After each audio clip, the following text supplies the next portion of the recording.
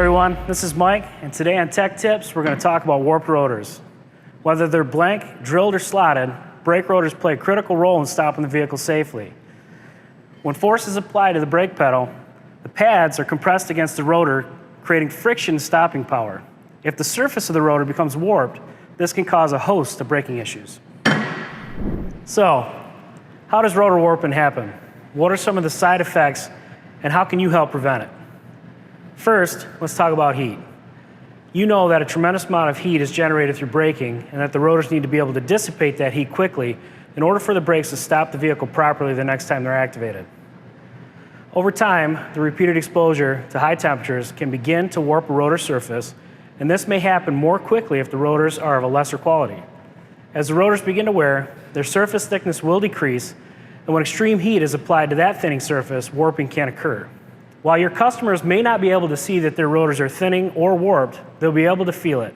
That's why it's so important to always recommend that brake pads and rotors are replaced at the same time. This will ensure that things wear evenly and the customers maintain optimal stopping power for the lifespan of the parts.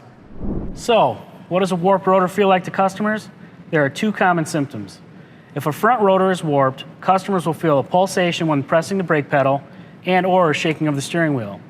If a rear rotor is warped, customers will often feel a vibration beneath their seat while they're braking. If you suspect a customer's issue could be due to a warped rotor, ask them what they feel. Pedal pulsation and a shaking wheel, or vibration beneath their seat. Replacing rotors can be an expensive but necessary repair depending on their condition, so how can we help avoid warped rotors when vehicles come into the shop?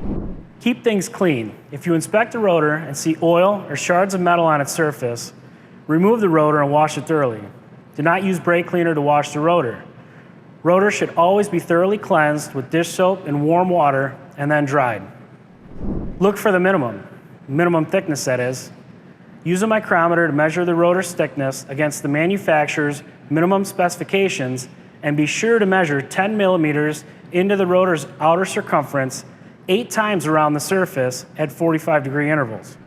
Watch for runout. Excessive runout is when the rotor wobbles because it's not sitting at a perfect right angle to the wheel hub.